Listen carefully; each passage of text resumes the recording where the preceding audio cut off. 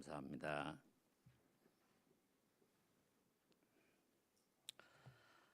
대한민국이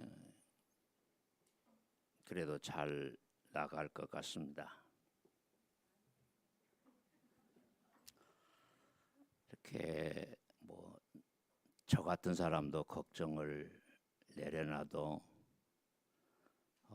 괜찮을 것 같아요. 다들 열심히 잘하고 있어요. 그렇다고 우리들 한 사람 한 사람 개인적으로 살아가는 일이 그렇게 쉬운 것은 아니에요.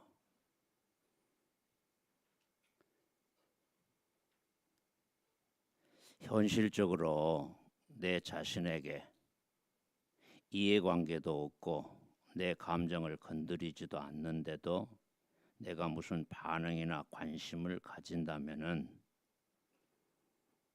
그건 그냥 강 건너 불구경하듯이 그냥 구경꾼일 뿐이지 자기 문제는 아니죠. 누구나 당사자가 아니면은 이야기가 다른 것이죠. 당사자일지라도 각자 개개인의 인지 능력에 따라서 개별적인 감수성에 따라서 천차만별이에요. 사람이 사람으로 살아가는 일은 보통 복잡하고 미묘한 문제가 아닙니다. 그래서 지금 제가 오늘 설교하려고 하는 것도 지금까지 해온 얘기들도 제가 뭔 얘기하고 있는지 저 알아요. 저도. 여러분하고 직접적인 이해관계가 있는 것도 아니고 여러분을 무슨 감동시키는 얘기도 아니고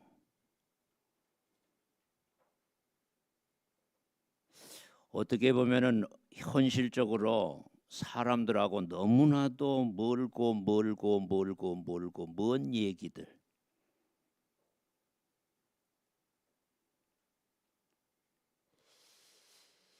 하나님에 대해서나 하나님 나라에 대해서 우리가 아는 게 좀비 수준이다. 그런 얘기를 여러 차례 드렸어요. 뭔 얘기를 해도 전혀 그 마을에 이러고 손뼉을 치면은 손바닥에서 불이 나야 되는데 이러고 있어. 그러니까 우리가 좀비가 되는 거예요. 신앙생활 한다는 것이 그렇게 쉬운 얘기가 아닌 거죠. 그래도 이렇게 떠들면서 하는 것은 그 길밖에는 다른 길이 안 보여요. 제 눈에는. 진실이 그러한데도 겉돌고 있거나 번지수를 잘못 짓고 방황하거나 아예 개념도 없는 사람들도 일반적으로 얘기해서 우리 교회 말고 일반적으로 해서 너무 많죠. 교회를 다니고 성경을 읽으면서도 맹인들처럼 코끼리 한 부분을 만지면서 내가 만져봤다니까. 내가 만져봤어. 내가 봤다니까. 그러면서 뭐가 같고 근데 참 태어나면서부터 한 번도 눈을 떠본 일이 없는 그 맹인들에게 있어서 코끼리가 어떻게 생기는 것을 어떻게 아는지 모르겠어요. 오늘 아침에도 국화꽃을 보면서 저 색을 어떻게 만들어낼 수 있을까? 햇빛이 비칠 때 그것이 반사돼서 나타나는 그 노란색, 빨강색, 파랑색, 노란색을 한 번도 본 일이 없는데 빨강색을 어떻게 설명해 줘야 되나 맹인들한테? 어떻게 아는지 저는 잘 모르겠어요. 누가 아시는 분들이 있으면 좀 얘기 좀 해주세요.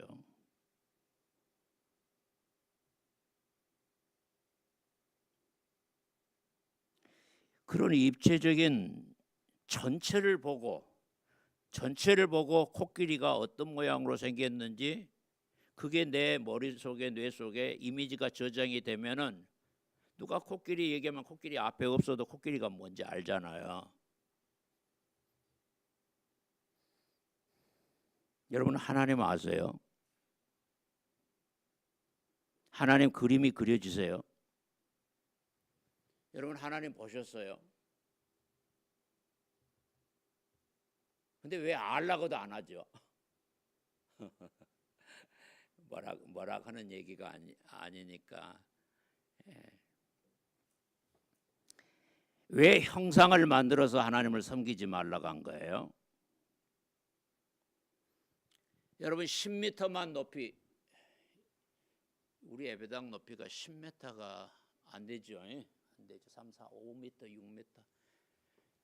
10m 높이에서만 아래로 내려다봐도 여러분 아찔할 거예요.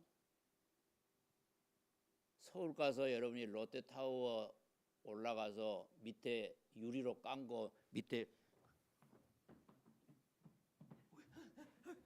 도망갈 거예요. 근데 수억만 광년을 가도 끝이 없는 저 높고 높은 하늘은 쳐다봐도 왜 현기증이 안 나? 왜 감탄만 나온 거야? 왜 그런 거야?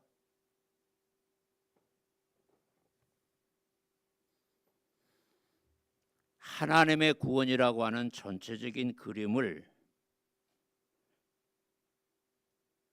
하나님의 구원이 이런 거구나 하고 전체적인 코끼리 전체적인 그림 입체적인 것을 성경이 말하고 있는 데까지는 자세하게 우리가 들여다보고 탁 끌어당겨서 자기 앞으로 갖다 놓고 자세히 들여다보고 1시간, 2시간 하루 종일 들여다보기라도 하면서 이거구나 알아가야 될 거 아니에요.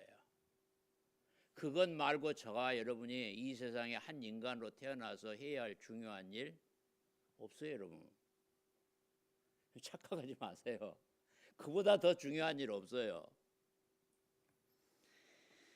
그래서 오늘 드리는 말씀도 몇 가지를 쭉 얘기를 할 거예요. 뒤에 부분은 제가 몇 번 얘기를 했던 거예요. 앞부분은 자주 한 얘기는 아니라서 앞부분을 좀 자세히 하고 뒷부분을 간단히 얘기할 테니까 그걸 전체를 하나로 녹여내서 하나님의 구원이라고 하는 게 이런 거구나 하고 여러분이 그림을 그려내실 수 있기 바랍니다. 그런 은혜가 여러분에게 저에게 있기 바랍니다.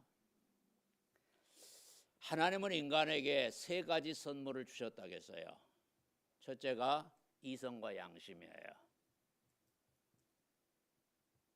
사고력을, 제가 목사님 설교에 중독되지 말라 그런 얘기를 여러 번 했는데, 그러면 중독이 무엇이고 중독이 아닌 건 또 뭐야?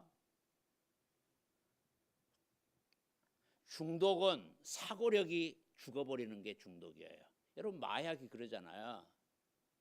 근데 어떤 목사님의 설교는 보약이 되는가? 그것은 사고력을 키워주는 거예요. 하나님을 알아가게 만드는 거예요. 자기가 성장하고 발전하게 가는 거예요. 끝없는 추리력, 논리력이 발전하는 거예요. 그래서 예전에 성경을 보던 것하고 1년 후에 보는 것하고 얘기가 달라요.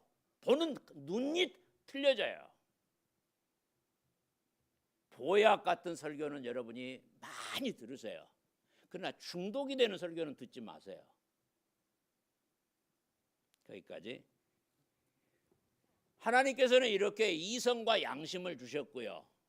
이게 얼마나 특별한지, 인간이라고 하는 게 생각하는 갈대, 이게 이성과 양심, 옳고 그름을 분별하는 능력, 이게 작동이 안 되는데 성경 예수 백날 얘기해봐야 이거 이상한 짓거리 돼버리는 거예요, 여러분.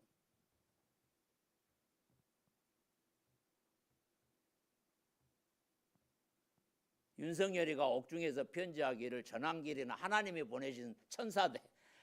오메 세상에 이런 똥멍청이 같은 짓을 왜 해?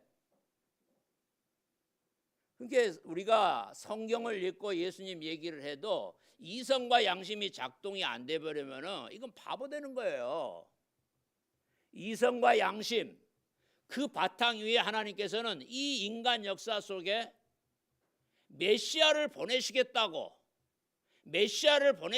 하는 얘기를 한 민족의 역사를 통해서 계속 얘기해 오셨어요. 그걸 모아놓은 걸 성경이라고 하는 거예요. 성경은 인간이 만드는 종교 경제는 아니에요. 이게 성경이 얼마나 특별한 책인가를 알아야 돼요. 이성과 양심, 성경, 세 번째가 그 성경의 모든 예언을 성취하고 이루셔서 실제로 우리에게 영원한 생명을 주시는 분 예수님. 이 세 가지 선물을 주신 거예요. 이 세 가지가 하나의 유기체로 하나가 돼야 돼요. 근데 오늘 먼저 얘기하려고 하는 것은 이성과 양심 아니고 성경에 관한 거예요. 성경이 시작부터 창세기부터 요한계시록까지 일관되게 얘기하는 한 가지 핵심적인 주제가 하나님의 구원이에요. 좀 더 좁혀서 얘기를 하면은 그 하나님의 구원을 가져오고 이루는 당사자가 메시아예요. 그걸 메시아라고 얘기해요. 내가 네 메시아다. 내가 네 구원자 그리스도야. 그리스도나 기름 부음 받은 자나 메시아나 다 똑같은 말이에요. 근데 성경이 어떻게 얘기하냐? 만군의 여호와 창조주 하나님께서 친히 그 메시아로 오시는 거예요. 여러분 이게 얼마나 놀라운 거예요. 근데 그걸 알아먹을 저는 언제 그걸 알아먹었을까? 제가 32살에 목사가 됐는데 그때도 알았을까? 택도 없는 소리죠. 읽어도 뭔 말인지 몰라요.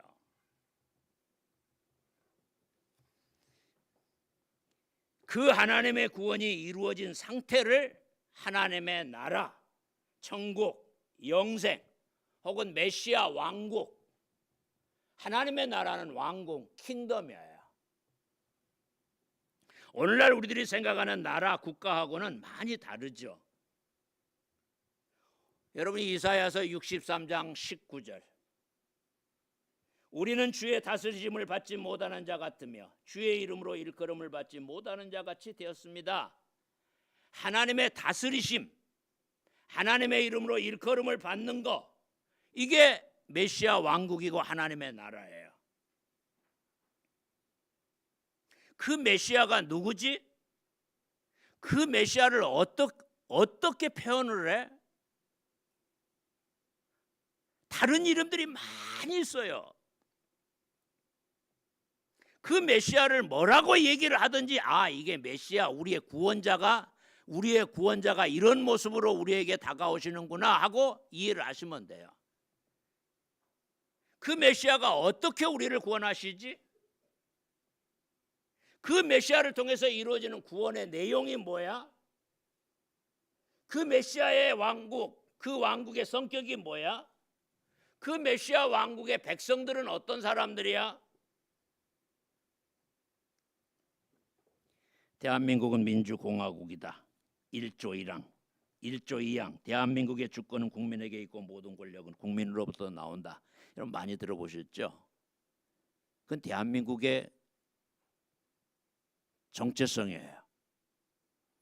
하나님 나라는 그런 거 아니에요. 주권은 국민으로부터 나오는 거 아니에요. 하나님으로부터 나오는 거예요. 나라와 권세와 영광이 영원히 아버지의 것입니다. 주기도문 끝. 모든 권세와 권력, 영광은 하나님으로부터 나오는 것이지 사람으로부터 나오는 거 아니에요.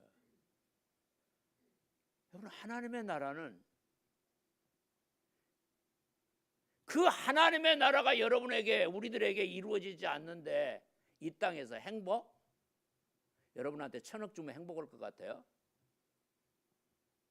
의자왕처럼 3천 궁녀 데리고 살면은 솔로몬 왕처럼 1,000명의 궁녀들을 데리고 살면 행복해질 것 같아요?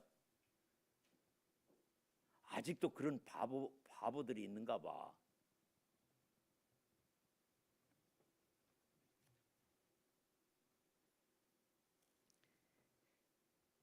대한민국의 국민이 되는 요건은 법률로 정한다. 하나님 나라의 백성은 생명책에 기록된 거, 사람들. 내가 내 마음대로 나 이렇게 나 목사했는데요. 그래서 나 천국 간다고? 그건 네 생각이지 이놈아. 여러분, 유대인들의 메시아 사상, 유대인들의 선민 사상, 그거 남의 얘기처럼 들으시면 안 돼요. 내가 하나님의 택한 백성이 아니면은 난 끝난 거예요. 여러분, 사람이 그렇게 대단한 존재 아니에요. 그러면 이 메시아 왕국, 성경은 왜 메시아라고 하는 중심 주제를 가지고 시작부터 끝까지 계속 나가는 거야? 창세기부터 요한계시록까지 전부가 다 메시아의 얘기야. 잠깐만 저 얘기를 드릴게요. 하나님은 천지 만물을 창조하실 때부터 일곱째 날은 쉬셔요. 그 뭐예요 그게? 우리 너무 일벌레들 될까 봐서 걱정이 돼서 하나님께서 7일에 한 번씩 쉬라고 그 인터벌을 7일간 딱 해서 만들어 놓은 거. 그 제도 만들라고 하신 거예요? 하나님이 그렇게 할 일 없으세요? 하나님은 영원한 안식이라고 하는 이 역사의 마지막 오메가 포인트를 새하늘과 새 땅으로 들어가는 영원한 안식으로 들어가는 역사의 최종적인 궁극적인 목표를 정해놓고 창조는 그 새로운 창조를 향해서 이 역사가 하나님이 농사 지으실 것이다. 그걸 얘기하고 있는 거예요. 뭐 안식일 주일 지켜갖고 복 받으려 그런 엉뚱한 얘기하는 거 아니고. 여러분, 주일 잘 지키면 복 받아요. 왜 하면을 크게 해야지. 안식일이 뭔지도 모르고 그 개념도 없는 사람들이 뭔 복을 받아요? 그러면 여러분 복 많이 받으세요. 뿐만 아니라 아담과 하가 타락했을 때 여자의 씨가 뱀의 머리를 밟아버릴 것이다. 무화과 나뭇잎으로 자기의 치부를 가리니까 야 그게 몇 조금 가겠냐, 해가 뜨면 다 사그러져 볼 거. 가죽옷을 지어 입혀주셔야. 이게 뭐예요? 타락한 인간들에 대한 메시아 구원자에 대한 약속이란 말이에요. 이렇게 하나님은 새로운 창조를 향한 궁극적인 목표를 설정해 놓고 여러 가지로 그 메시아에 대한 그림을 그려주고 계신 거예요. 가인이 제사를 드렸어요. 어마어마한 재물을 갖다 놓고 하나님 이거 받으세요. 야 이놈아, 내가 배고파 굶어 죽는 신이냐? 네 금은보화가 나한테 뭐요? 내가 네 금은보화 욕심내는 신이냐? 아벨의 제사를 받으세요. 과부의 동전 2잎을 받으세요. 재벌그룹 회장님이 몇천억 교회에 기부하면 그거 하나님이 받으시고 와 그렇게나 많이 했냐 그럴까요? 인간들한테 뇌물을 받고 꼼짝 못하는 그런 엉터리 신이 아니란 말이에요. 심판하시는 분이란 말이에요. 바리새인의 기도를 들으시는 게 아니라 성전에 올라간 세리의 기도를 들으시는 분이에요. 하나님은 우리의 심판자예요. 우리 뇌물 받고 적당하게 거래하는 신이 아니란 말이에요.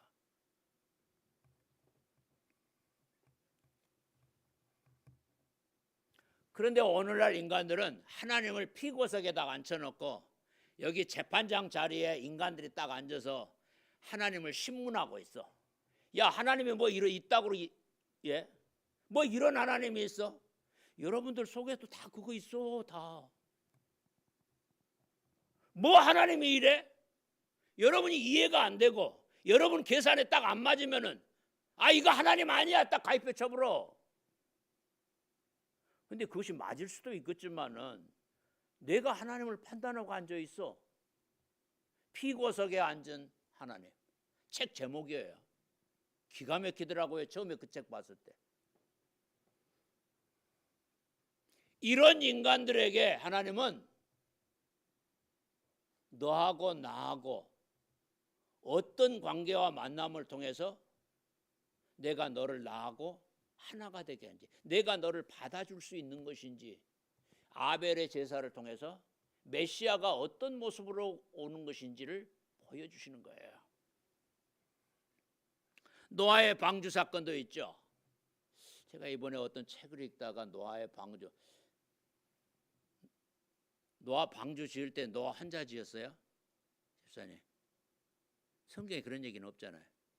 누가 와서 도와줬어요? 대한 집사님? 근데 성경에는 없는 얘기니까 믿거나 말거나 괜찮아요.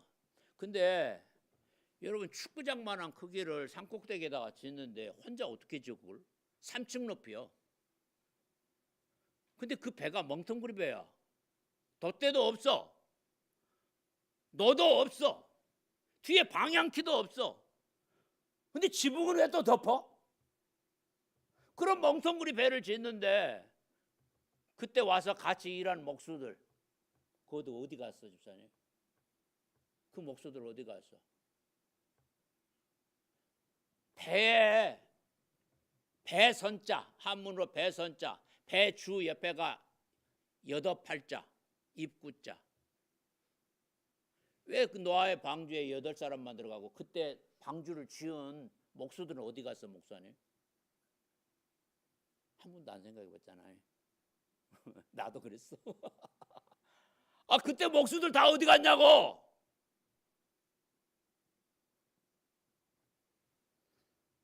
여러분, 참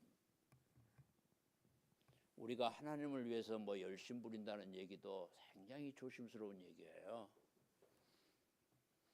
이렇게 노아의 방주를 통해서 하나님의 구원이 어떻게 이루어지는가를 그림을 다 그려주신 거예요. 메시아가 오실 거라고요. 우리의 구원자가 오실 거라고요. 너는 네 본토 친척 아비의 집을 떠나라. 내가 너에게 지시하는 땅으로 가거라. 이게 하나님의 구원에 대한 그림이에요. 네 본토 친척 아비의 집이 뭐예요? 땅이에요. 이 땅. 이 세상이에요. 갈대아 우르에서 모리아산으로 데리고 가는 그림이에요. 근데 그 그림의 본질은 죄와 죽음의 이 세상에서 죄와 죽음이 없는 영원한 생명, 네 본향을 향해서 가는 나그네.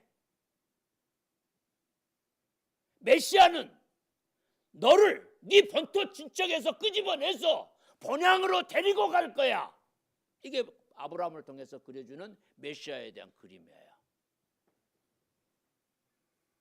근데 그런 얘기들을 메시아, 하나님의 나라, 하나님의 구원에 관한 그림으로 안 읽고 이 세상에서 잘되고 형통하고 하나님 저 인도해 주세요. 하나님 저 성공하게 해주세요. 저 잘되게 해주세요. 아니, 그런 얘기 아니라니까요. 성경은 그런 얘기 하는 책이 아니에요. 출애굽을 통해서, 모세를 통해서 하나님의 구원이 어떻게 이루어지는가 아주 자세하게 그려놓고 있잖아요. 그러면 이렇게 시작부터 끝까지 하나님은 메시아를 들고 나오시는 거예요. 그러면 하나님하고 나하고 뭔가 대화가 되려면은 하나님이 왜 메시아를 들고 나오는 거예요? 에이펙을 하든지 G20를 하든지 정상들이 만나서 서로 사진 찍으려고 하는 거예요?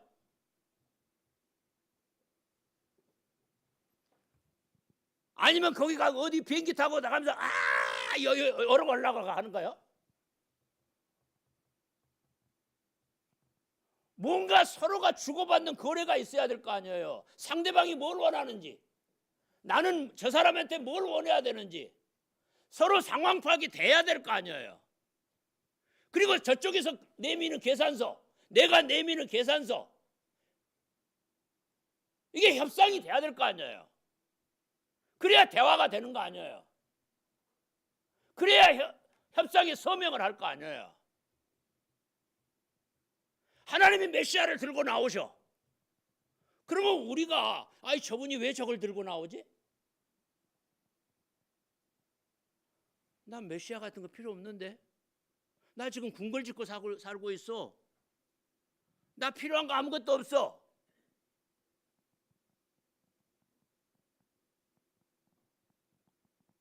나 당신하고 상관할 거 아무것도 없다니까. 그러면 대화가 돼야 안 되잖아요. 하나님은 메시아를 들고 나오는데 우리가 이렇게 하나님과 만나면은 손바닥에서 불이 떨어져야 되잖아요. 그러면 예수님이 우리의 구원자로 메시아로 오셨는데 여러분이 그 구원자 예수를 만나면은 뭔가 여러분의 가슴이 뜨거워져야 될 거 아니에요. 근데 십자가를 보고 너 멀뚱멀뚱 쳐다만 보고 있어. 그럼 뭐예요? 그럼 망한 거지. 마음과 마음이 포개지는 사랑의 대화는 거래하고는 또 차원이 다르잖아요. 아무 조건이 없이 무조건적으로 나를 다 주어버리는 거잖아요. 근데 메시아는 하나님 자기 자신이 자기를 다 줘버리는 거잖아요.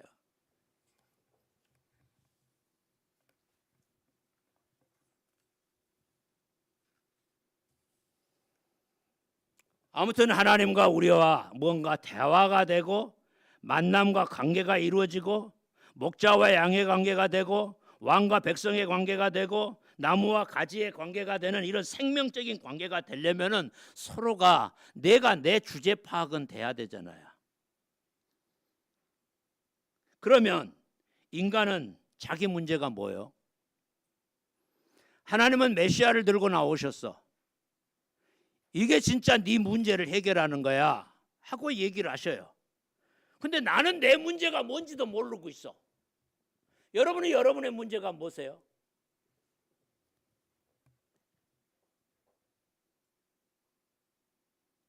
여호와라는 말이 I am이라는 뜻이라고 했어요.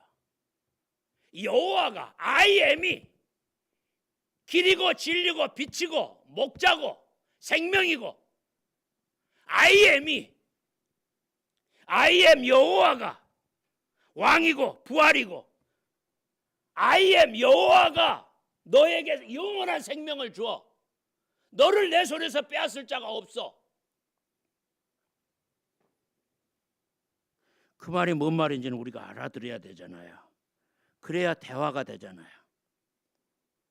인간의 문제는 뭐예요? 먹고 마시고 사고 팔고 짓고 헐고 시집가고 장가가는 거예요? 윤리 도덕이에요? 돈입니까? 무병장수 건강입니까? 성공입니까? 부귀영화입니까? 우리가 잘 아는 대로 빌 클린턴 오메 벌써 40년 30년이 넘었대요. 그 양반이 미국 대통령 할 때는 그래도 미국이 깃발 날리던 때인데 30년 지나니까 상황이 달라도 너무 달라져 버리네요. 그때 빌 클린턴이 대통령 선거운동하면서 내건 그러니까 오바마는 is change, it's economy, stupid, 바보야, 문제는 경제야. 그게 빌 클린턴이 가지고 나온 선거 구호였어요. 그런데 여러분 정말 여러분의 문제가 뭐예요? 경제예요? 취직이에요? 결혼하면 문제가 해결될 것 같은가요? 연봉 많이 주는 직장에 취직하면 문제가 해결될 것 같은가요? 여러분 문제가 뭐예요? 아니 최소한도 나이가 20이 되고 30이 되고 40이 됐으면 자기 문제가 뭔지는 알고 살아야 될 거 아니오. 자기 문제가 뭔지도 모르고 시집가고 장가가면 뭐 돼? 시집가고 장가가고 뭐 되게? 대찬이? 괜히 아직도 가지도 않는 사람한테 주눅 들라고 또.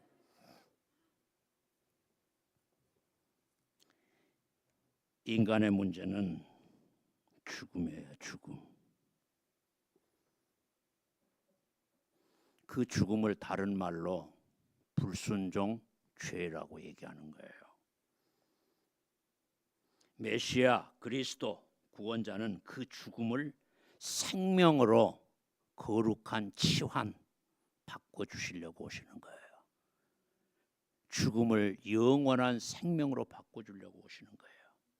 그 내용을 얘기하는 게 12월 달 성탄절 계절이에요. 12월 달은 그런 얘기를 많이 하셔야 돼요. 왜 성탄절이 있는 거예요?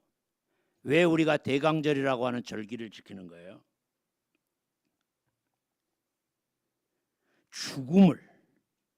죽음을 생명으로 바꾸시기 위해서 오신 거예요. 그러면 인간의 죽음이 뭐예요? 아니 제가 한두 번 얘기한 게 아니라 여러분 숨쉬고 날마다 오늘 아침에도 교회 원이라고 이쁘게 단장하고 오셨어. 근데 그런 사람들 보고 그런 신사숙녀들 보고 썩은 송장이라 그래? 아니 목사가 겁도 없어. 여러분 사람은 엄마 뱃속에서 만들어질 때부터 생물학적인 목숨이 있을 뿐이지 생명 없답니까요? 그걸 생명이라고 하는 거 아니에요. 숨쉬고 살아있다고 사는 거, 살아있는 거 아니란 말이에요. 그거. 내 남편이, 내 아내가 지금 생명이 있어요 없어요? 그거 보시라고요. 아무리 내 아들 딸들이 잘 나가도 내 아들 내 딸한테 생명이 있냐 없냐 막 보시라고요. 그것도 보는 눈이 없는데 무슨 엄마 아빠를 해. 아이고 정말로 어찌했을까. 그만 살살 하라는 게.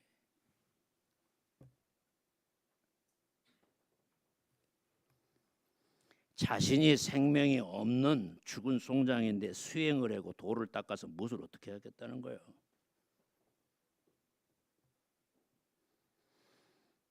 생명이 없는 자에게 생명을 주시겠다고 하는 구원자 메시아 그리스도가 사기꾼인지 아니면 자기가 생명이라도 무슨 생명이라도 있는 것처럼 얘기하는 사람이 바보든지 둘 중에 하나예요.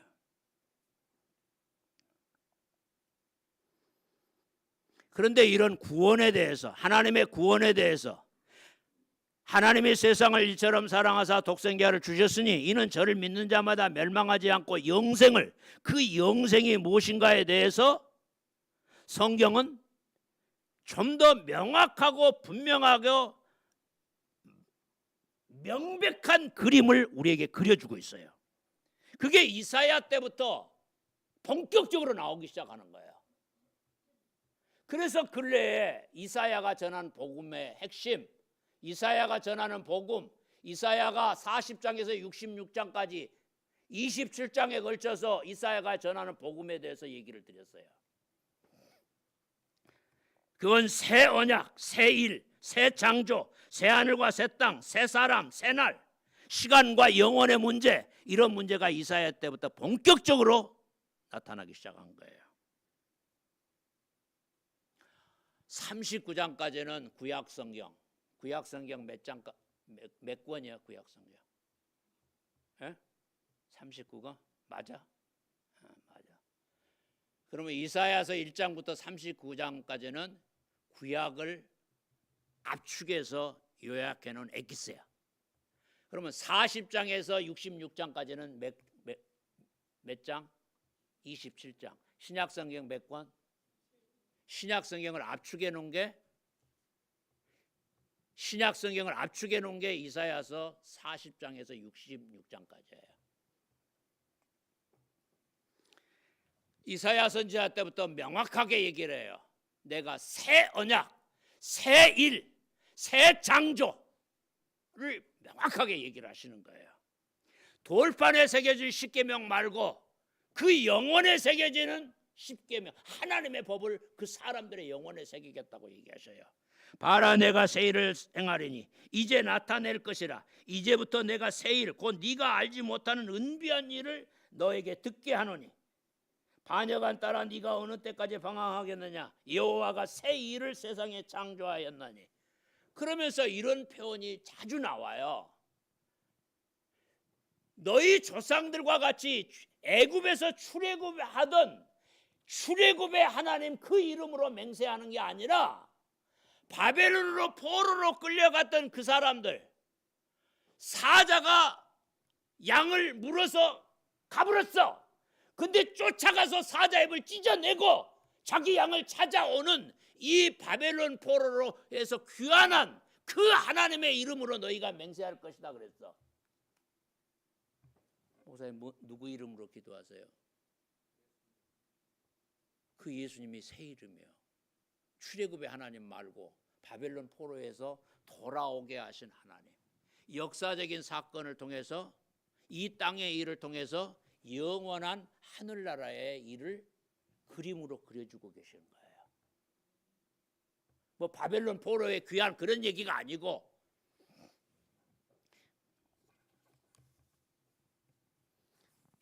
그러면 왜 하나님께서는 출애굽의 하나님의 이름으로 맹세하지 않고 새 언약의 이름으로 바벨론 포로들을 돌아오게 하시는 그 하나님의 만군의 여호와의 이름으로 맹세할 것이다 고 얘기를 하실까? 그 얘기를 조금 더 자세하게 얘기를 드릴게요.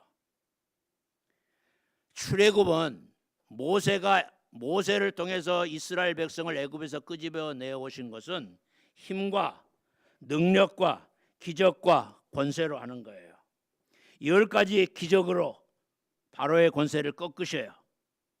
그리고 홍해 바다를 갈라서 시간과 공간 속에서 바다를 가르는 기적을 통해서 자기 백성을 애굽에서 바로의 손아귀에서 끄집어내 오셨어요. 그 홍해 바다를 갈라서 자기 백성을 끄집어내 오신 그 만군의 여호와께서 십자가로 길을 내셨어요. 바다를 갈라서 길을 내신 하나님이 십자가로 길을 내셨다고. 이게 연결이 안 돼 버렸냐. 이제 이게 연결이 안 돼 버려. 왜냐하면 이 얘기를 우리가 거의 교회에서 안 해요. 우리 교회 말고.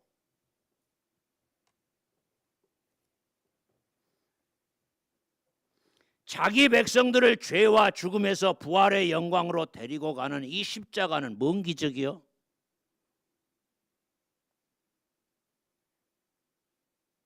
기적도 아니잖아. 이 십자가가 홍해 바다를 가른 것하고 비교를 해? 홍해 바다를 바른 기적이 무엇이고 십자가의 기적이 무엇인가를 이걸 구분을 못하는데 우리가 뭔 예수를 믿냔 말이에요. 돈이 큰 거예요? 사랑이 큰 거예요? 전능하신 하나님의 능력이 큰 거예요? 하나님의 사랑이 큰 거예요? 아야 김 목사야 너는 그럼 뭘 알았냐? 아이고 저도 똑같죠. 제가 30대 40대 어떻게 그걸 알았겠어요. 택도 없는 소리지.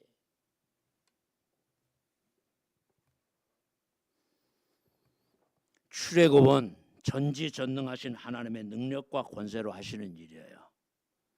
그러나 십자가는 전지전능하신 하나님의 능력은 어디로 가버렸어요? 아니 전지전능하신 만물의 창조주 하나님께서 왜 십자가에 달려 죽으셔? 근데 그게 왜 우리에게 구원이 되는 거야? 여러분 이게 뭔지를 이야기해 주는 게 복음을 전하는 거예요.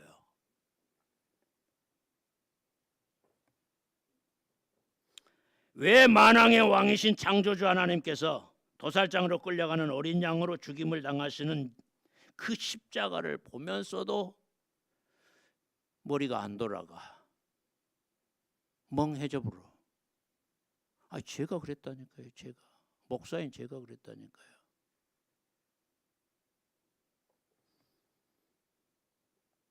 왜 그렇게밖에는 다른 길이 없는 거예요? 도대체가 하나님께서 죄인들에게 주시려고 하는 그 영생이 무엇이길래 하나님이 사람이 되시는 성육신과 전지전능하신 하나님이 십자가에 달려 죽으신 그 십자가의 죽음이 왜 우리에게 필요한 거야? 그냥 홍해바다 갈라서 그냥 우리 길 내주고 우리 잘되게 해주면 되는 것 같은데. 아니, 하나님이 천사들 시켜서 일하시면 되지. 아니, 왜 하나님 자기 자신이 십자가에 달려 죽으시냐고. 아니, 하나님이 또 죽으셨다는 말은 뭔 말이야 또 그 말은? 뭐 하나님도 죽나? 아니, 모세 같은 선지자를 통해서 하시면 되지 왜 하나님이 사람이 되시냐고. 왜 메시아가 자 여기 보세요. 여기 보세요. 고멜 남편이 누구야? 누가 고멜한테 남편 되겠다고 했어? 호세아가?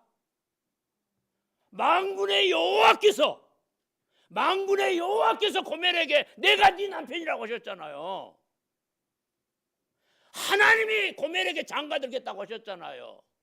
그 고멜이 누구예요? 이스라엘 백성들 음녀. 그러면 십자가에 달려 죽으신 그분이 누구냐고. 만군의 여호와 아니요.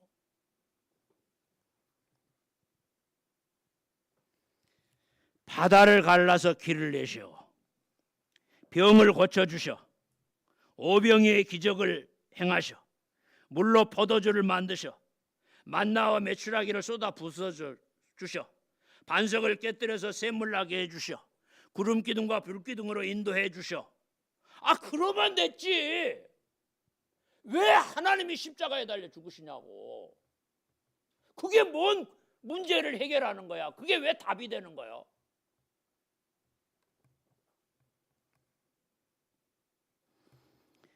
전지전능하신 하나님의 능력으로는 죽음의 문제를 풀고 영생을 줄 수가 없어요.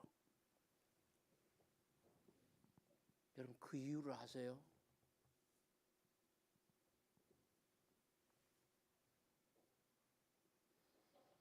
십자가에 달려 죽어서 무슨 구원을 주신다는 거예요?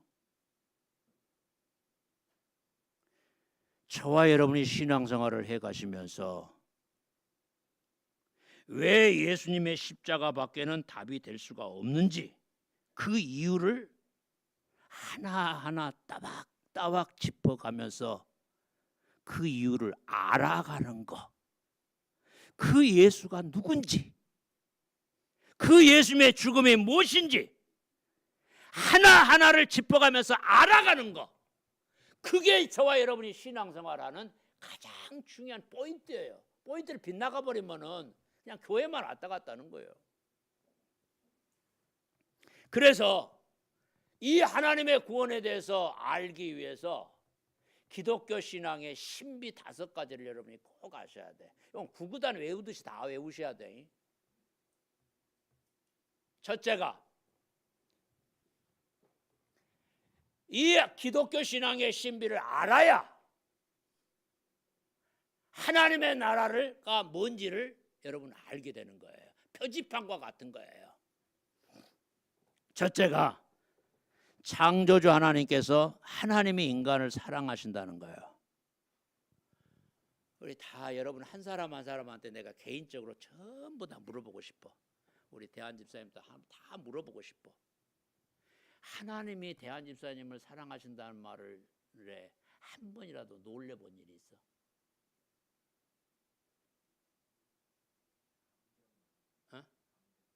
감정마?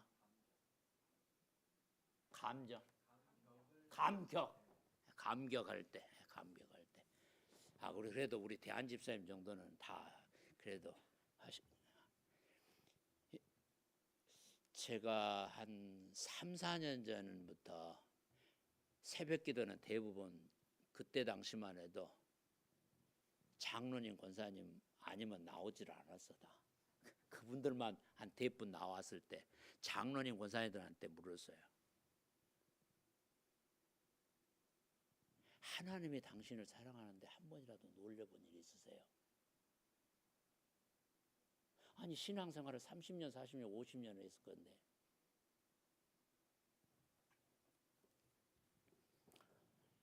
지렁이가 사람이 될 수 있는가요?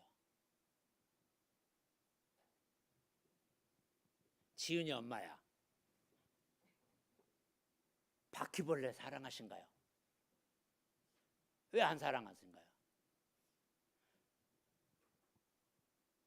여러분, 하나님이 죄인들을 사랑하시는 게 당연한 건가요?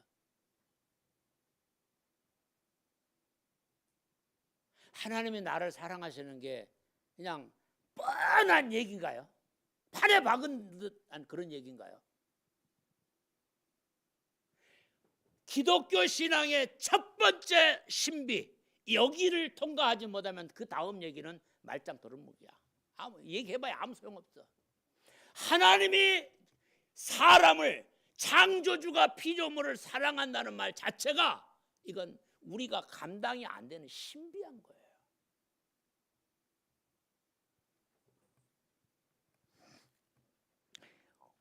인간의 논리나 유추나 상상력을 통해서 그것이 헤아려 볼 수 있는 얘기가 아니에요. 저도 여기까지밖에는 얘기를 못해요. 하나님이 인간을 사랑하신다고 하는 게 얼마나 놀라운 신비인가. 그래서 지렁이가 사람이 된다고 하는 얘기보다 여러분이 하나님의 자녀가 돼서 천국에서 영생을 누린다고 하는 얘기가 더 억지요. 그런 억지 부리지 말어. 하나님이 나를 사랑하신다는 말이 뭔 말인지도 모르면서 자기가 하나님 자녀 된다고? 그런 억지 부리지 말라고.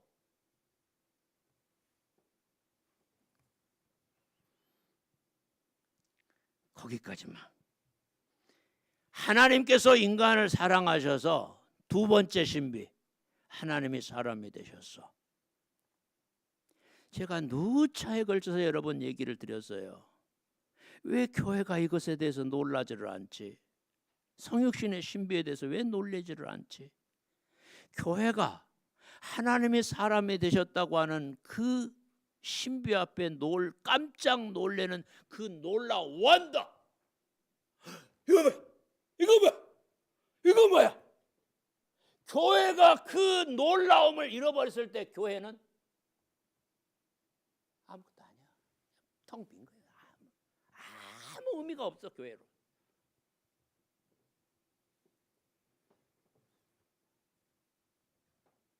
이 말을 축소시키거나 애누리해서 별일이 아닌 것처럼 하나님이 종종 어떤 목사님들한테 제가 옛날에 물어보면은 하나님이 사람이 되셨어요. 성육신 신비해. 근데 놀라지를 않더라고. 그 말을 하고 있는 사람이 그 말을 정말로 알고 하는 말인지 모르고 하는 말인지 알고 하는 말인 것 같지를 않아. 아무리 여러분은 알 수 있기 바랍니다. 제가 여러분의 손바닥에 써준다고 여러분이 아는 것도 아니고 하나님께서 여러분에게 그런 은혜를 주시기를 바랍니다. 첫째 신비, 하나님이 우리를 사랑하셔요. 그게 말로 입에 붙은 말이 아니라 하나님이 사람의 몸을 입고 이 땅에 오셔서 십자가에 달려 죽으셨어요. 추상적인 관념이나 무슨 철학이나 생각이나 아니라 천지 만물을 창조하신 하나님이 십자가에 달려 죽으셨어요. 너무나 기가 막혀서 그 말이 안 나와야 되는 거예요. 통곡을 해도 시원찮을 판이에요. 시간과 공간과 물질의 세계에서 일어난 가장 구체적인 사실이 그 메시아로 오신 분이, 우리의 구원자로 오신 분이, 만물의 창조자이신 만군의 여호와 만왕의 왕이신 분이 어떻게 도살장으로 끌려가는 양처럼 십자가에 달려서 그냥 죽어버려? 아니 이렇게 어떻게 허망할 수가 있어?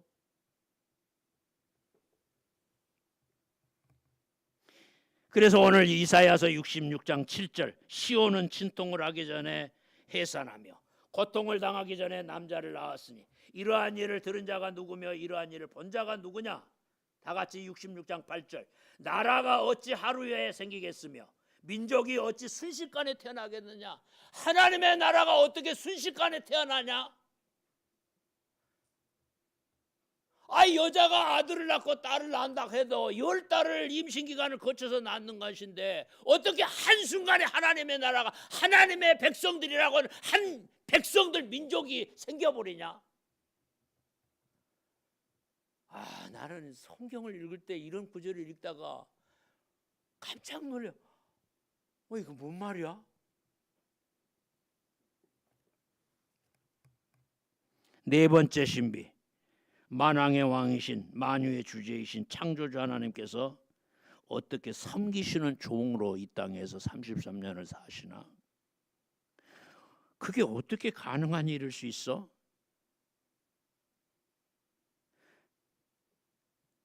저는 성경을 읽다가 깜짝 놀란 것, 진짜 놀란 것 중에서도 또 놀란 것 중에 하나가 어떻게 하나님이 겸손하시냐? 여러분, 제가 겸손하게 보이십니까? 겁나게 건방 떨고 있는 거 보이죠? 여러분, 제가 겸손하게 보이십니까? 보입니까? 말도 못해. 겸손하고 싶어도 겸손해질 수가 없어. 그게 인간의 한계잖아요. 내가 아무리 겸손한 척 해봐도 나는 겸손한 사람 아니에요. 근데 하나님이 천지 만물을 창조하신 하나님이 도살장으로 끌려가는 양처럼 아무 말 없이 그냥 두드러 맞고 침뱉음을 당하고 주먹밤을 맞고 가시멜간을 뒤집어 쓰고 나무에다가 못을 박아서 매달아 놔도 아무 말도 않고 그냥 당하고만 있어. 나는 미쳐불겠어. 나는 그런 거 보면 미쳐불겠어. 그냥. 어떻게 이럴 수가 있어?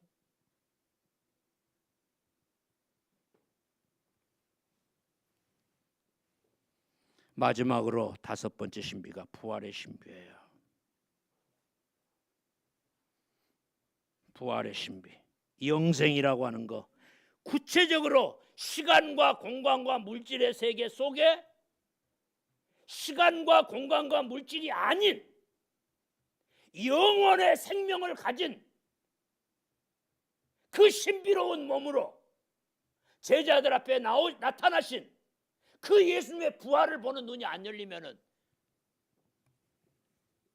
그럼 뭘 믿는 거예요?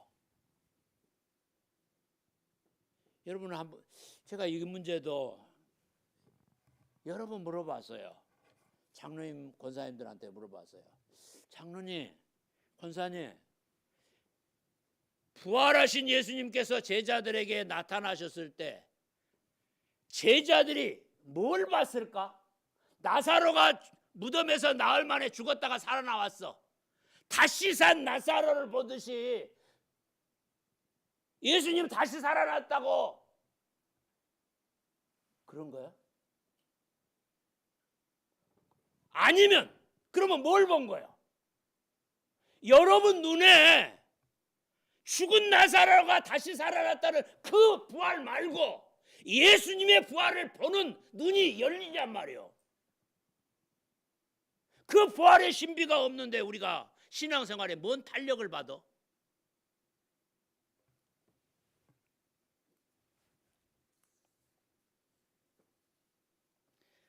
거기에 오순절 마가의 다락방에 오순절에 성령의 불이 떨어져 버리니까 아무리 하찮은 베드로, 야고보, 요한 이런 어부들이라도 세계적인 인물이 되어버린 거예요. 다니엘이 하늘의 인자를 봤을 때 기도하는 가운데 환상 가운데 다니엘이 하늘의 인자를 보잖아요. 그 하늘의 인자를 딱 보는 순간 자기는 예전의 개역 성경에는 썩은 듯 하였다 그렇게 표현됐어요. 그 말을 제가 그렇게 그때 읽었어요. 부활하신 하늘의 인자를 보는 순간 다니엘은 아예 바벨론 페르시아의 수석 총리인데 얼마나 고급스러운 곳으로 꾸미고 단장하고 살겠어. 근데 그 다니엘이 자기가 썩은 송장같이 느껴져 버린 거야. 부활하신 예수님을 만나는 순간 저와 여러분은 내가 썩은 송장 맞구나. 나 똥덩어리 맞네. 더 이상 얘기할 것이 없어. 누가 벨소리를 해도 소용없어. 나는 부활하신 예수님 봤어. 다니엘이 하늘의 인자를 봤을 때 그랬단 말이에요. 토마스 아퀴나스가 14세기 사람인데 중세시대에 세상에서 제일로 똑똑하고 영리한 천재였어. 그 사람이 지금도 가톨릭 신학의 최고 권위를 가진 사람이야. 토마스 아퀴나스라는 이 사람이 49살 때 신학대전을 다 완성하고 지필을 단계에 들었어. 근데 어느 날 나폴리 성당에서 들어가서 미사를 드리는데 뭘 봐본 거야. 뭐야? 그 뒤로 다시 글을 쓰는 것을 펜을 놔버린 거예요. 그래서 이렇던 수행 비서 역할을 하는 다른 신부님들이 자꾸 토마스 아퀴나스한테 이거 마지막 완성해야 될 거 아니냐고 하는 게 토마스 아퀴나스가 한마디만 하는 거예요. 내가 본 것에 비하면 내가 써놓은 것은 썩은 지푸라기만도 못한 거야. 다니엘이 하늘의 인자를 봤을 때 그런 거예요. 파스칼이 어느 날 밤 10시 반에서 12시 반, 2시간 동안 어떤 걸 봐버렸어. 봐요. 불을 봐버린 거야. 그리고 그때의 경험을 종이 쪽지에다가 적어가지고 이 안주머니에다가 넣어서 바늘로 꼬매버렸어. 죽을 때까지 자기만 자기 가슴 속에다 딱 간직하고 사는 거야. 나는 그걸 잊어버릴 수가 없다고. 내가 본 것에 비하면은, 내가 말한 것, 내가 쓴 것, 내가 가지고 있는 이 세상의 모든 것, 그건 쓰레기야, 쓰레기 그냥. 키에르케고르나 산다승이나 이용도 목사님, 주님만 계셔 주시옵소서. 주님만 계셔 주시옵소서. 병들어도 건강해도 가난해도 부해도 사람들이 나를 칭찬해도 사람들이 나를 욕해도 내가 이렇게 되든 저렇게 되든 죽어도 살아도 아무 상관없어요. 주님만 내게 계셔달라고. 나는 지금도 내 방에 그 액자를 보면서 다시 이따금 읽으면 그냥 눈물이 나서 못 읽겠어. 어떻게 그런 사람이 그런 감정을 가질 수 있을까? 부활하신 주님을 만나는 거예요. 그 부활하신 주님이 누구예요? 어떻게 하나님이 사람을 사랑할 수가 있고, 어떻게 하나님이 사람이 되실 수가 있고, 어떻게 하나님이 십자가에 달려 죽으실 수가 있고, 어떻게 하나님이 겸손하실 수가 있고, 어떻게 하나님이 사람의 몸을 입고 오셔서 죄와 죽음이 없는 영원한 생명을 우리에게 보여주실 수 있냐고. 그래도 예수 안 믿어? 그래도 이 엉뚱한 예수 번지수 잘못 짓고 방황해? 그럴 수는 없잖아요.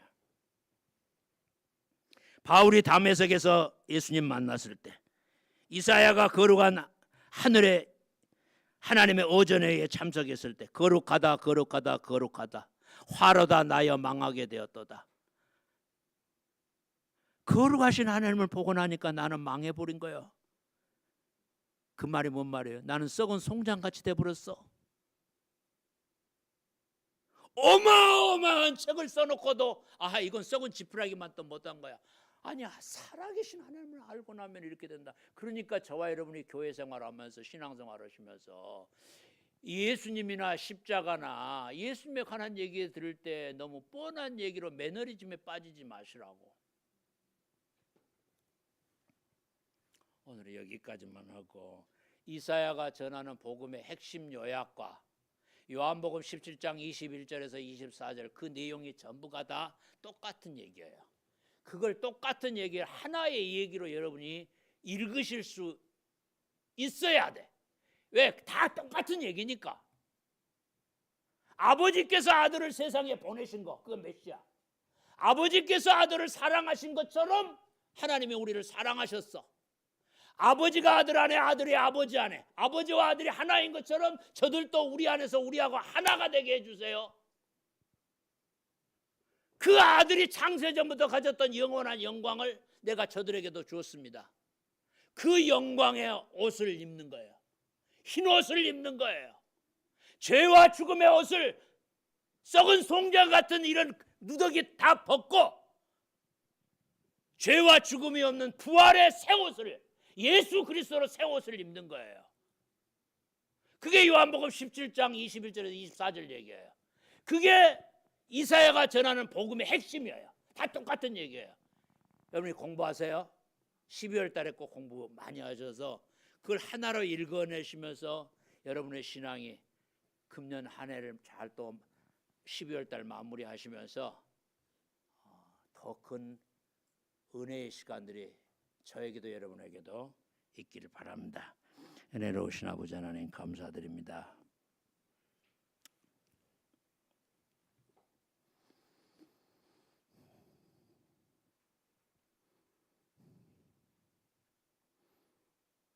돼지 앞에 진주를 던져놔도 아무 소용이 없듯이 하나님 우리 눈을 열어서 하나님이 도대체 무슨 일을 하셨는지 하나님의 하시는 일을 볼 수 있게 도와주시고 내 문제가 무엇인가를 정확히 볼 수 있도록 내 눈을 열어주셔서 왜 예수님이 우리의 답인지를 잘 알고 하나하나 짚어갈 때마다 내 가슴이 먹먹해져 오고 내 영혼이 심장이 뛰듯이 뛸 수 있는 영혼의 감격과 기쁨과 평안이 있게 하여 주시옵소서. 예수님의 이름으로 기도드렸습니다. 아멘. 다 같이 610